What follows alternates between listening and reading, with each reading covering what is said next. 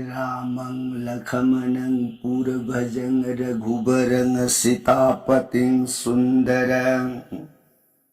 ककुस्थं करुणामयं गुणनिधिं विपरप्रियं धार्मिकं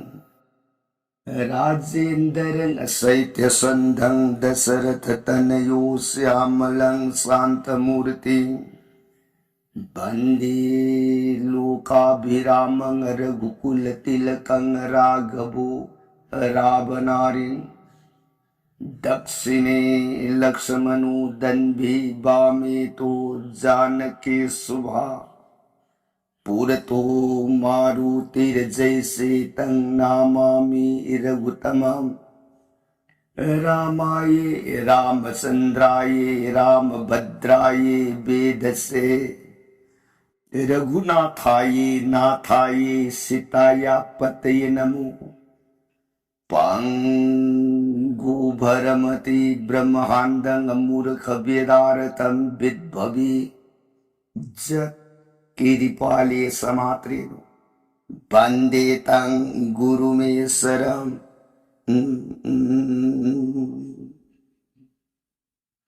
श्री सदाशिव नहाय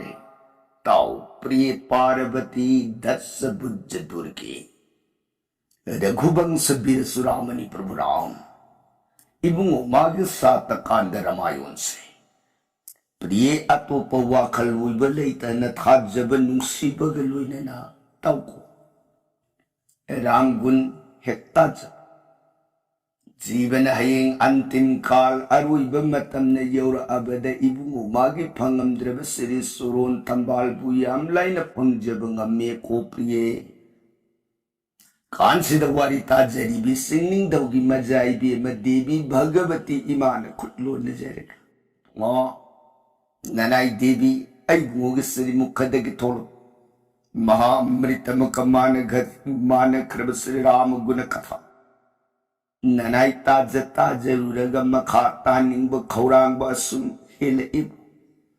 मखा परसंग लिबियो ननाई ताजरगे सोरोन खुरुमजे ये प्राणना सदा शिवन प्रियताओ लिगे को हरिब रामायण प्रिय नफमद नोंग नोंगमगी ओइना लीरग तारक रामायण हौजिकसे मतांग तांग कदाई वाई यौर अबगे नखदना रामायण लंका कांड की मनुदा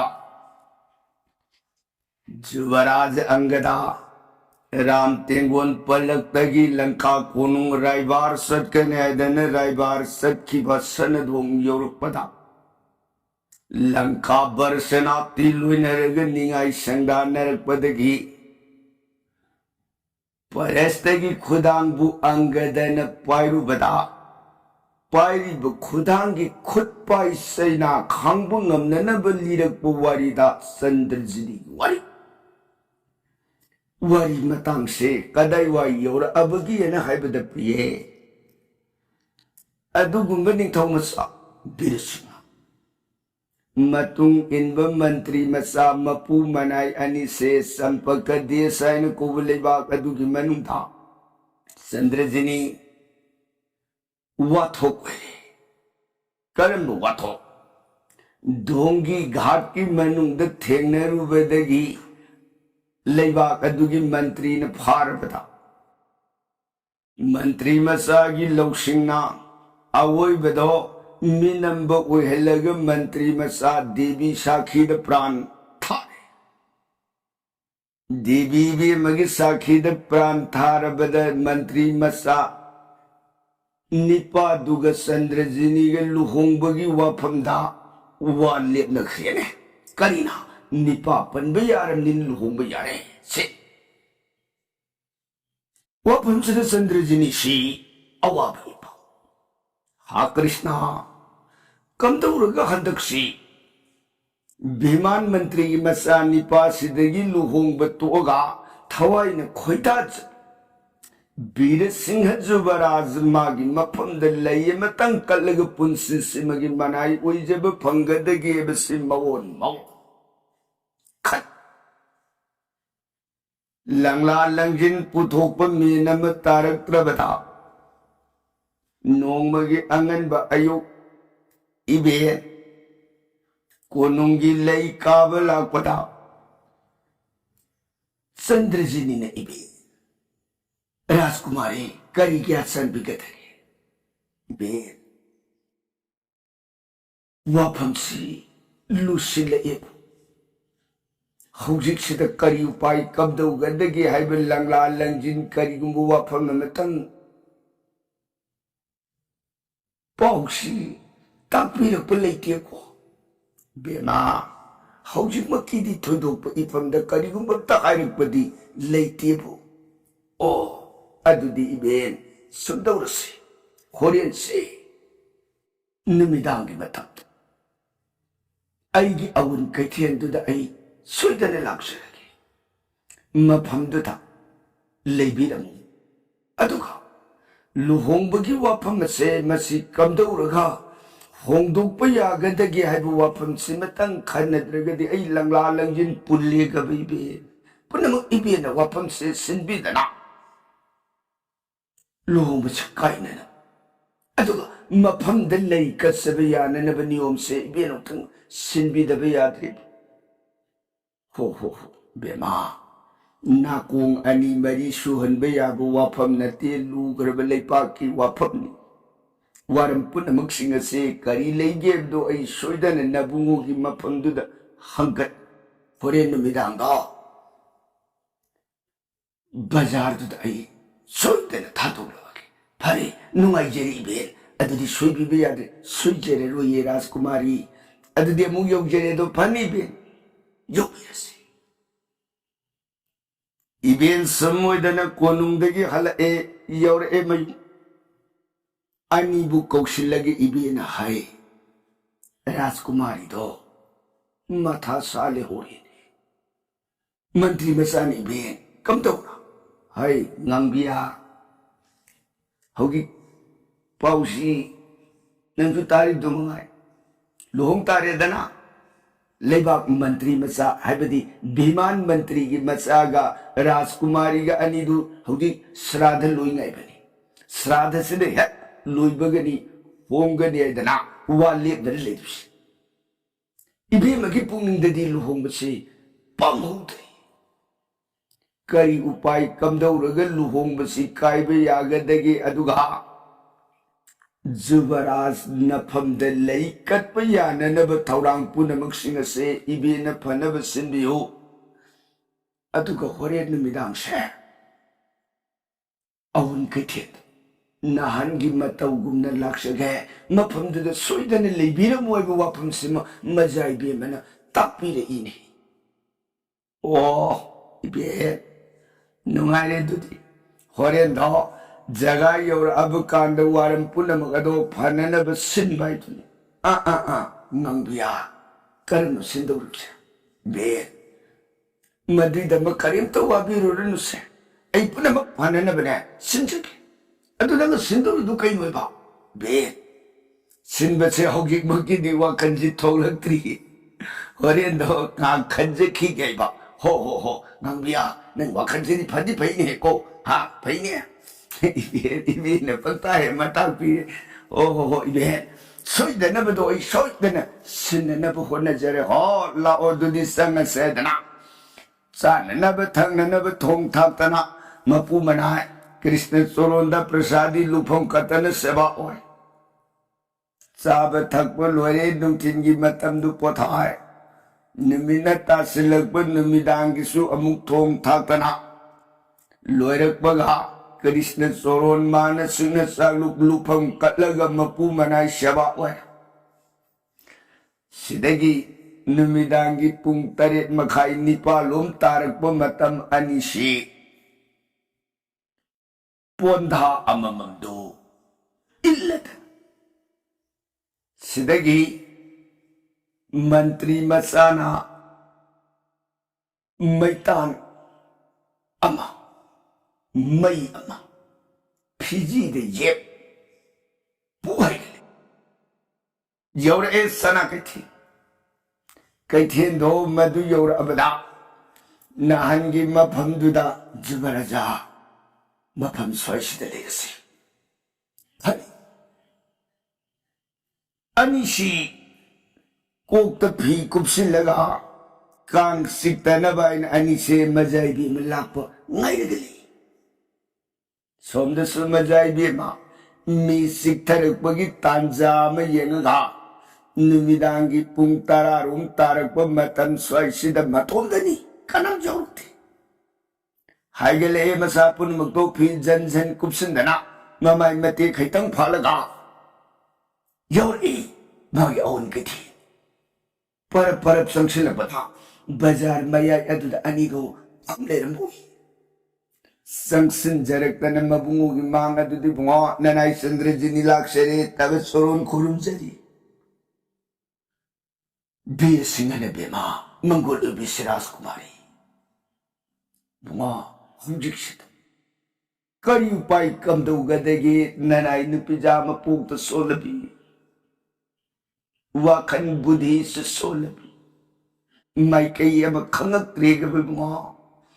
Soronda kari upai kamduraga luhong masikairaga mata pabangaksham na tudalerang paringamatang katsaba panggadege sine nanay na soron hanggat saruge laksaribasi ningtaw masawa pamsitaraga khaipam khangdana maithong tek lup leiringay mantri masana Jubaraja itaw Rajkumari Tapisi Handaki matangsi Sundawsi Aina sung kanjan Hawjiti tumina sung santi de leitobuya Hayeng luhongbagi numit Luhongbagi pije leiteng punamak shepalwe Luhongbam mamdopta Kainya thokpa yare Thokpira Haiba kansida ibe mana wakan soirabi angaubi amagi satangum laubiro mayama mangda pong pipiu aigi pipiu sumani ibe mana pipiu tahan matay da mayamna kari pino pipiu da dum haipiu makasuda tabiu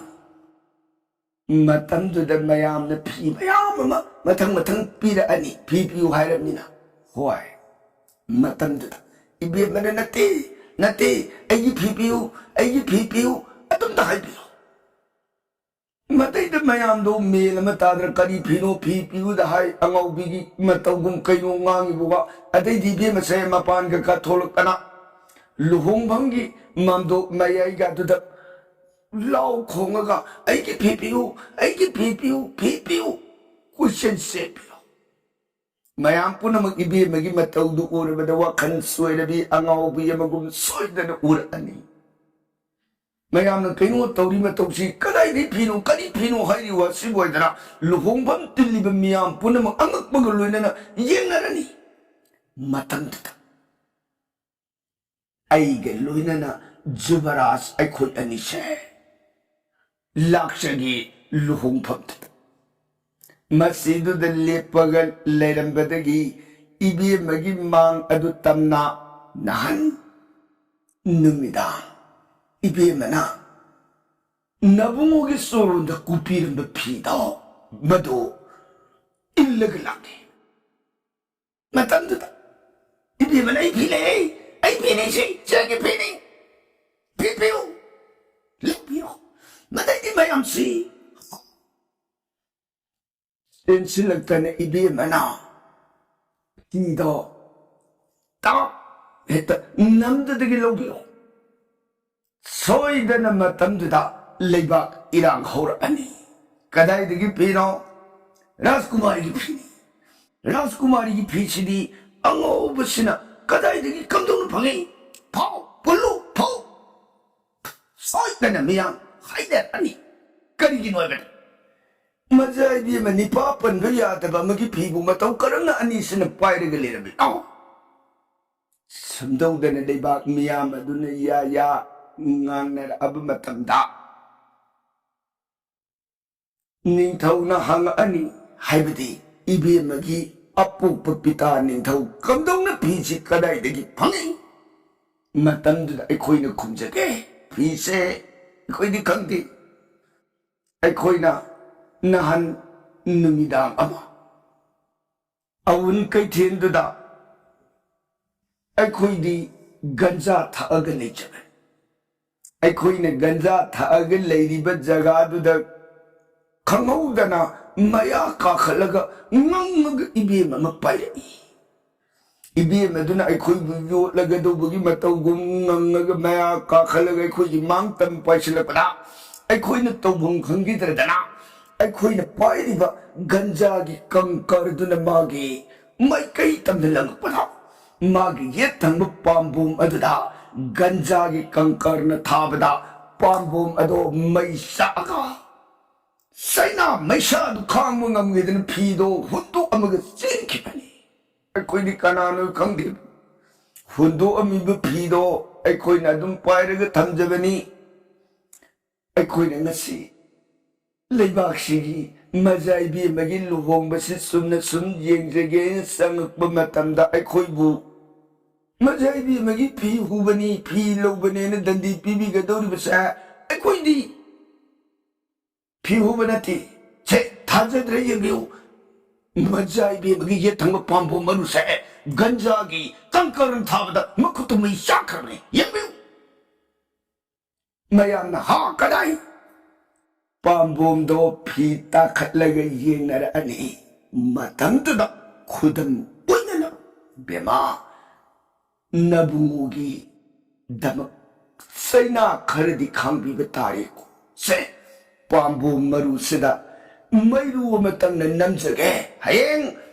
सिनी हाइबदु मिया ममांग the संति उत्पयानना सेना खरदी खांबिरो मैरू मतंग नमजरगीने राजकुमारी वाफंग से ताबता संदजिनी मबुंगोगी सोरोंद तसेंग तसेंग आत्मा कटखरबी मबुंगोगी मफमद प्राण कटलगे हाइना लेखरबी पांबोम दुद मैरू में चैना दो Irai line खांगगे खन कदाई अदुदी तापिबो वफम अदुमंग आईगी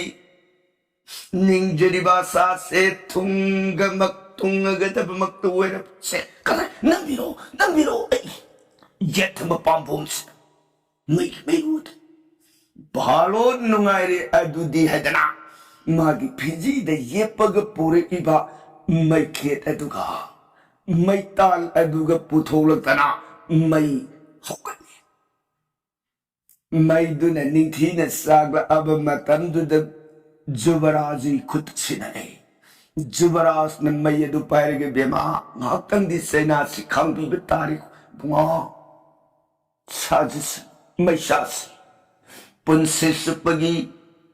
pamje dab magi makad mei sa lang ne lilu gadau sarupudi मैरू मसा सिमगी मैसा से मसीओइन पूजरगे बुआ नंबिरो कदाई सुमोइदना जुबराज पीर सिंगना इबे मगी पांबोम दर मैरू सिक्के नंबने सैना खांग बुंगम किदरना सिदगिदी बेमा नुंगाई मसीमगना लेपना साखी ओरगदा अखोइनी यौखी मतमदी बी मननान थंबीरम फीदो मदुदसु मईगी मैरू से नमजरुरगे हयेंग फीगी मथक्तसु मई चाकपा इबेमगी पांबोमदसु मई चाकपा अनिसे सामेल वनगदौरबनी याय बेमा यौबी खिबियार नुंगाई जरे इबो बुमा ननाय मुक्ससरगे बेमा यौरोको हनी मबुंगो सोरोन सोकन खुरुमजरी मबुंगोगी पदधुनी लौरी कोक तहापग संदनजनी सत्क्रे कोनुंग माई कई अनि सोहल ए मयुमदा फीदा पुथोकलकना मैदुना नमखे मपाब मैचाले सुंदौदना मपू मनाय अनि नुमिदांगी मतंदो आनंद उइना पोथारग लई असुना लेले अहिंग नोंगमा असुम हौरुकमनहा लेबाक अदुगी भीमान मंत्री की श्राद्ध कर्म लोई है श्राद्ध कर्म लोई खरब मतुंगा अफब नुमित अम लेपनरगा मजाइबी म चंद्रजिनीगा Biman Mantri Masani Pagal Luhong na nabaydan ng numit ato lit na dana Luhong bagin numit ato ngay rin ngay biyu yata ba matan bi kong sa ta Luhong ba numit tuyo Luhong ba numit sige angan ba ayuk tagi sem saga da ba taurang po na magloy na numit yung mamatong hutay dahil pa da mazay di man Luhong bagi taurang po na Nata Sankirton Ojat Singh Arangbham Luhong Shonbu Mamdok Mapu Sidagi Ben Party Sangadaba Taurang Punamak Singado Pumlang Lang Asum Hogilagba Matamna Som the Sankirton Hora Som the Su Bor Jatra Ui Yor Bor Duty Mangol Utana Lengsile Nong Puksing Kai Pang Bumaykida Bor Somdana pin set pa ho re ibi magi Sidai di bor thol pa yara ibi ma pin set pa lushil a bor thoa sadana bor lang thol a bor gi puja seva lor pada ibi magi puja amukai dan ibi magi su puja kan mapan de leng thok na bagi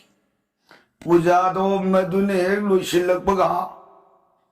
강호단의 입이 많아 나랑 신내기고 와품도 막 짭잖아 입이 많아 막이 밤밤두다 밤은 바닥이 보고 걸러가 아이기 피피우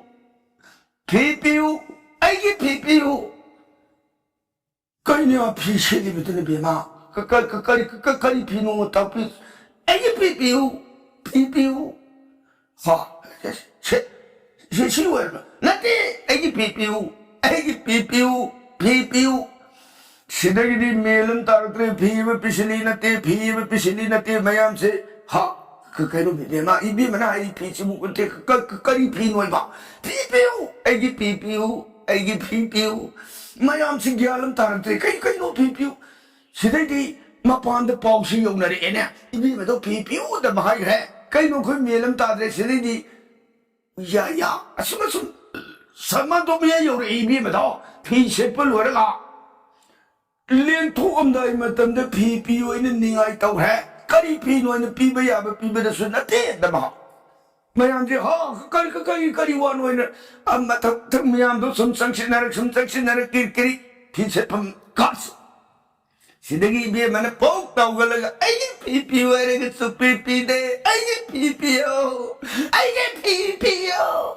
अंगो बिकुम low खोंग थोंलाई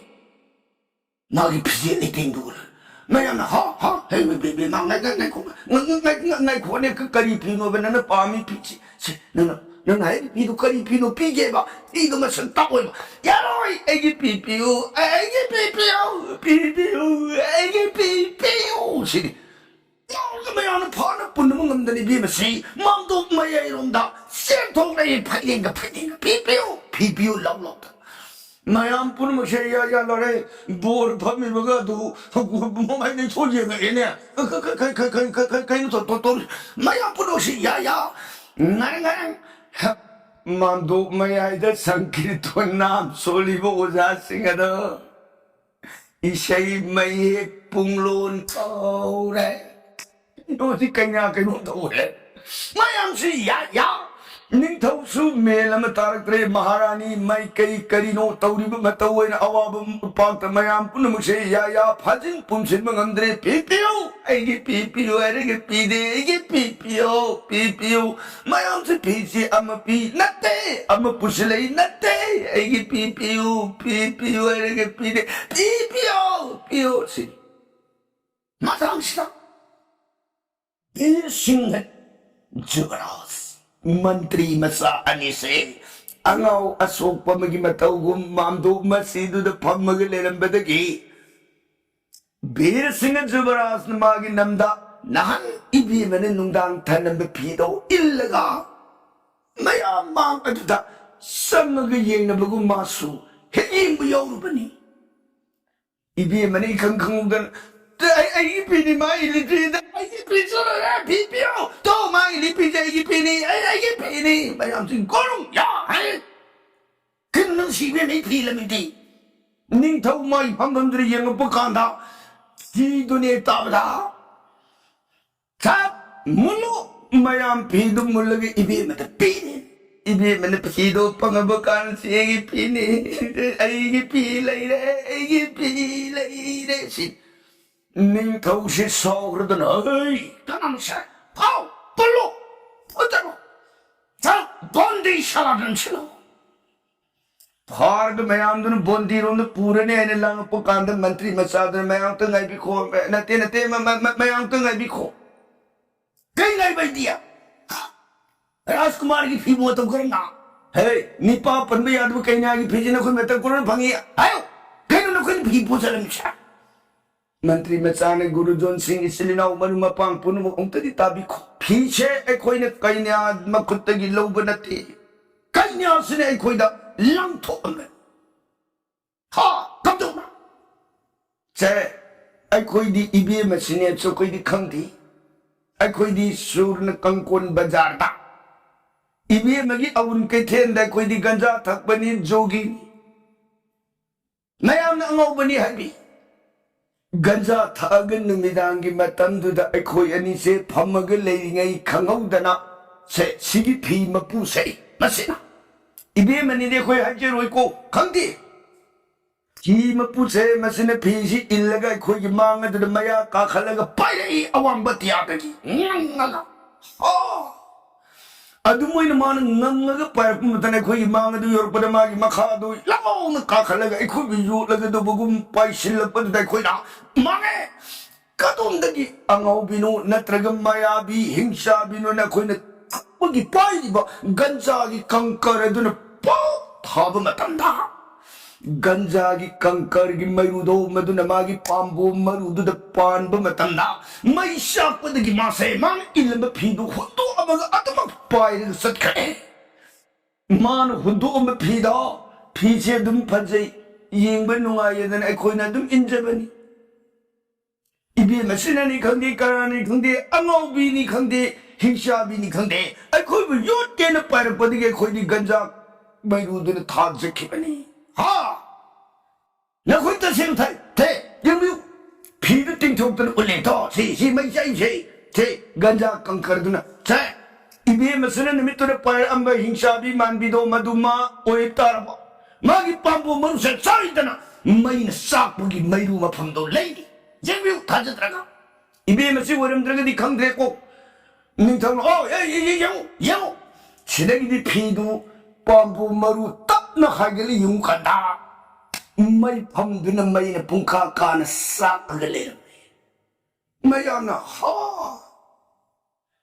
세노리바 기라스쿠마리 시디 마디니 파펀 야디네 레르마가 아 힝데 힝샤비금 마야 카칼라가 빠이르가 싹 하이씨 마얌씨 이비 메두다 싱나 얘는 뭐가 나도 가지 덤덤하도 그래네 마땅히 여러분들 보를 판범들 판미부 보도 마이 판범들이 보호걸가 꼬예 놓토 나 고고르존 싱 아이 루홍버세 똑셔 내 힘사비게 내 루홍버세 남제로 아이 루홍버라자 아이 루홍버세 남제로 소름 고름제리게 고름마리 닝다우스 이거이 기분이 잡다 야 내가 니암 뿌나뭐 하이하이 가름 노하 그리스다 루홍음다이 미kup다 nga이르바 마땅시다 루홍무스 까이리 루홍무 까이리 매암시 야 महारानी अवाबी पाक बताओ घरे निंथौ इकाई नुंसिया नगरे थाइपम तपुम खंगदरली पाके पात्र मंत्री बिदगद पुनमक सिंगदसु निंथौ की अवाबदु उरगा लोइद तुमिन मयामदुन लंगला लंजिन पुल्लगे लेरिंगे तांजास मंत्री मसादुन तपन संक्षिलकन निंथौ की मांगदु दराजा ननाई संजबनी सोरों खुरुमजे मासोय करिता पितके महाराज ना हौजिक्सिदा इसाई बेमगी लुहोंबसे काइबगी सिंता से उबद ननाई ऐने करिगुंबो वाफम मतंग हौदुक्सनिंबसिबु ताबु मासोय करिगुंबो वाफम महाराज ने इसा से लुहोंब कायरे इसा से सिले हाइदना पुनिंग द वाबीरी बसे वाबीरुद्रगस महाराज न सानबीरगदी कर्नाटक काइने कोबलेबाक अदुगी मनुंग द पालीब बीर धज निंथौदो मान पोक्सब मसानी पानी गुन पुनमकी तेन फंगुई मसक येंगी वातेदो महई येंगी वातेदो मगुन येंगी वातेदो अदुगुंबा जुवराज बीर सिंह की मफम अदुदा दान पिनबी ओइना हंगत्सबसिबु महाराज निंथौदो मसागी लुहोंब काइबगी उपाय लेत्रब मतंददा बोर मतिक्षाब म लेये हाइबु वासि ताबदा मा नंग हाइबु वासि महा अदुना विशासिबु लई कत्सगी हाइबु याबीरकदरे सोइदनी याबीरकदी ऐ मुन्न खंजिगे राजा मतुगी दाइ पुनमक ऐ पुजगे भालो अदु तारे कदाई पुबिरो होकिमा मागी मफमदरि चानिंगोनसे दान कचरगे नुंगाइजेरे राजा अदुदी ऐ होकिमक सलग लौजेरुरगे कोइरा हाइर मग सात तले थोलकना जुबरास लाओ सलसेन सात तपु हाइगलकना इबेन मालिनी के सबती की जगह नहान मखोइन पुरखिब फैजोम अने अनि अममम सटखे लंगरा अममम इंग्रा कोक कोयेत अममम लेतेंग्रे मंत्री मसागी कोये न इसम सन येली अदुगा जुवराज निंथौ मसागी ना फजन बोर कोये तु येतना फिजेत लेतेंग पुनमक लोइदना इबेन मालिनी ना ngangbia kari इबेन ngasi se tangai padane kuzaya bidabia dre ha इबेन नत्र दिकरा सुनै त्रेबा ngangbia nang taw sidine ho इबेन होइतारे दनाइदना हाइगेट मेनरे पुना सिदगी संगकना निंथौगी मांग अदुद खुरुमजेरे मंत्री मसाना राजा ला इबसे कर्नाटक देश से निंथौ मागी अहलमंदी वारी पुनमगदीर ए अहलमंदी लेहोरी आई खोय से मोइने लाखिबनी ममांगी मपोक की वारी नी नजाइबे मकौसन बिउ हंगबी ओइदना ममांगी मपोक तो थबोन बोंद उनखिबगी वारी दगी औरग मतंग मतंग ओइना अनिना मपोक मदगी हंदकी मपोक सिल थोंगना सियन ngairkiba मपोक खंगबा मपु मनाई अनिगी पुनसिगी वारी दा निंथौ मागी मफम दल्लीर अबता बेमा इपाने साबु कनानो इब खमुद्रे बुमा नुंगाई सिदगी हेने नुंगाई बबु कैदगी लौरुतकी से इसाइबे मसे नफमदले न दान कलगे कोइदना पेलोन पुरुन साखिथम विवाहतरी ने करत पुंदना मपुमना चौन लोमे लेबाक मियांग ख्वाई पुनमकदसु वारी गलोइन तार बले नुंगाई बे पाक नुंगाई रे चंद्रजिनी लेबक फई ममांगी मपोक तगी थुंगन सेन वासक न खिबदो हंद की मपोक तदी न पुननाई टिक कायदन थुंगनरे मतन सुपगी न पुननाई नि से मंगोलोइदन पुत्र संपत्ति न साधार सौकतना गुरुजुन अहलमन की सेवा मतो लोम न फंग नुंगाई न नमान बसिंग मिरक तिलग पालो को बेमा जुबराजा मैं मंगोल सिरबाद पीदना अवुन साम न खुदिंग मोरगा मरे बाग तन्ना थिल मसाग ममौग योर ए हाइबु वा ताबता निथौ मरोन थोक्तब मसादुन करम नमिगी लेबाग के राजकुमारी पुर इगेदन अहन बदमी पाइरुई ताई नरकपद मंत्री मसान राजा नसा निपांग सिरी तीर्थवास की गुण तीर्थ स्नान की गुण मरुन लाइब कैन्या से